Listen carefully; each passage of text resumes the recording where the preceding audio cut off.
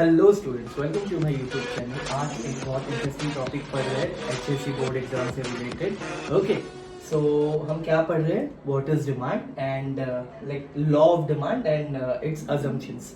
जैसे कि law of demand जो है आपको पता है डायग्रामेटिक रिप्रेजेंटेशन है। एग्जाम में आपको पता है 16 मार्क्स के लिए 2 आते हैं आंसर इन डिटेल में, उसमें से हम फर्स्ट वाला पढ़ रहे हैं।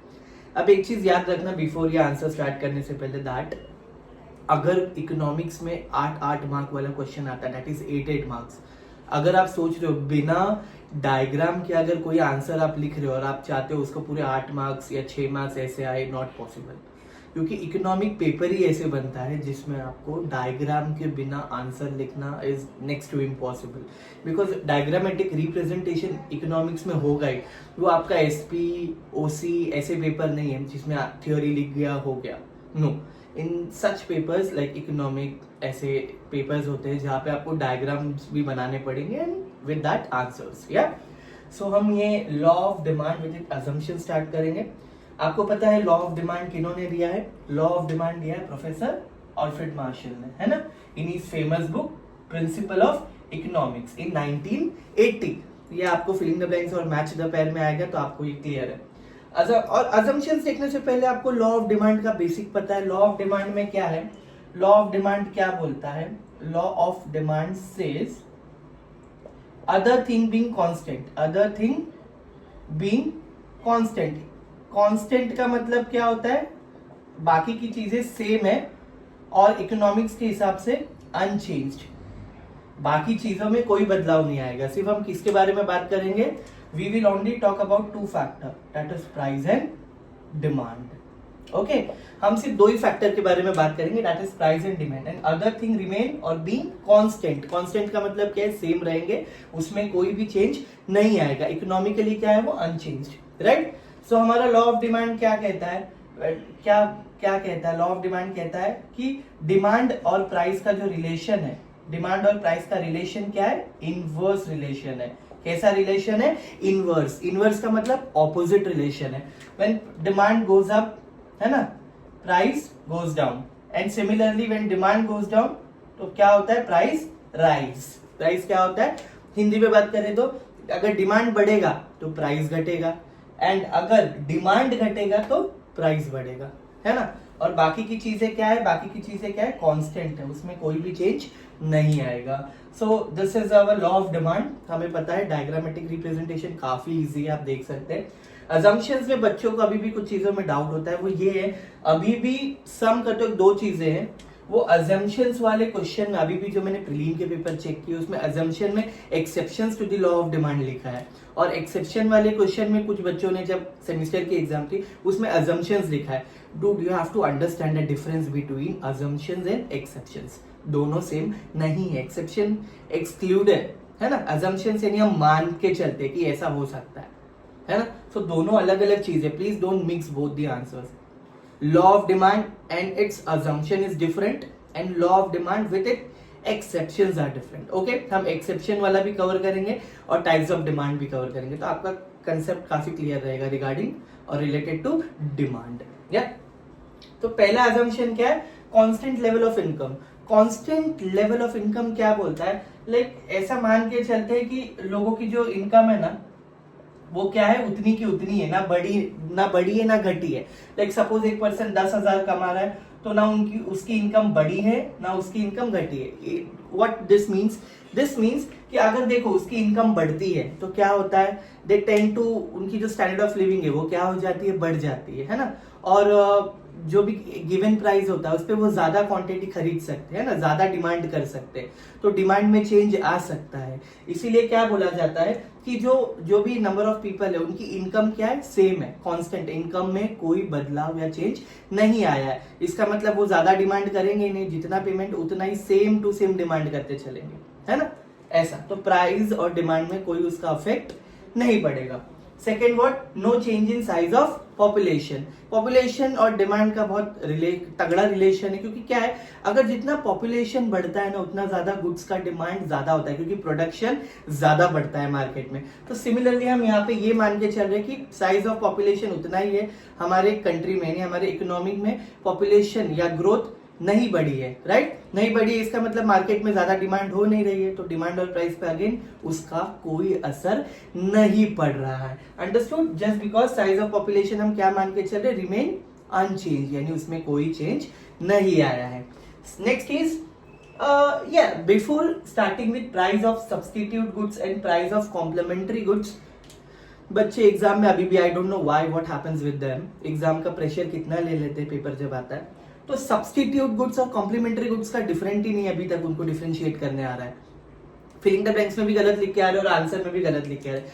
सब्स्टिट्यूट गुड्स का हिंदी मतलब क्या है? तू नहीं तो तू, ये नहीं तो वो, है ना? That is supplementary, sorry that is what? Substitute.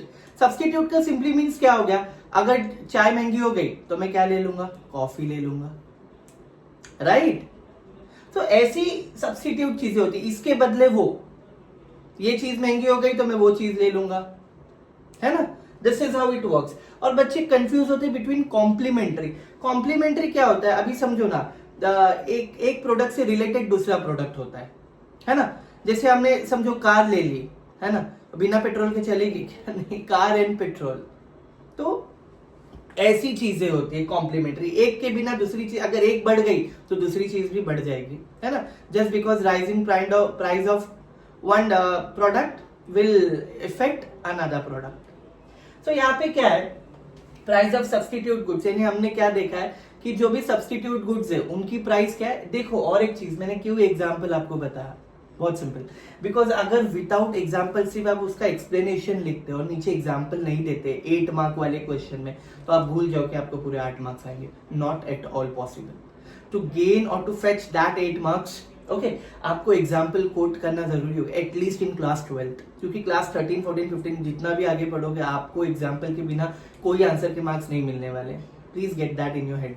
या so price of substitute goods हमने क्या देखा कि सब्स्टिट्यूट गुड्स जो है, कॉफी और जो शुगर हम कॉफी और टी जैसे हमने बोला, ओके, उनके प्राइस में कोई चेंज नहीं आया है। ओके, कॉम्प्लीमेंट्री गुड्स भी ऐसे कि हमने क्या बोला है, ना ही कार की प्राइस बढ़ी है, ना ही उसके डीजल या पेट्रोल की प्राइस बढ़ी है, वो भी क्या रही है? अनचेंज, यानी जिसमें कोई चेंज नहीं आया है। Next is what? No expectation about future changes in price.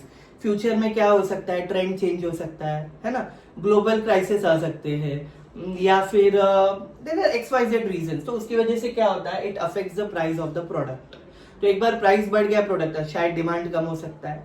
Similarly शायद प्राइस कम हो गए तो डिमांड बढ़ सकता है, ऐसा भी हो सकता है। तो ये क्या बोल रहे हैं कि आने वाले भविष्य में प्रोडक्ट की प्राइस पर कोई भी असर नहीं पड़ने वाला है, वो कांस्टेंट रहने वाली है अगले 5 या 10 साल तक।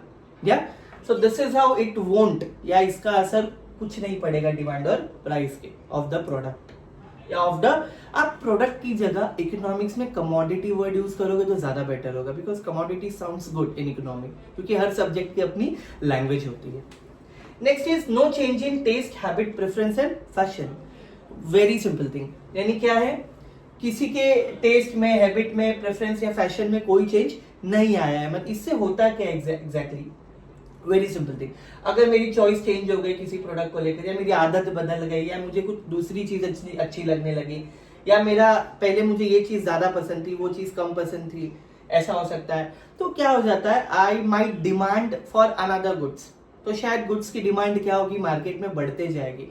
सो इसीलिए ये पॉइंट आया कि मेरी कोई हैबिट में, चॉइस में, टेस्ट में बदलाव नहीं आया, जो है वही है। तो मैं सेम गुड्स की क्या करूंगा, डिमांड करूंगा, ना ज्यादा ना कम, उतनी की उतनी ही।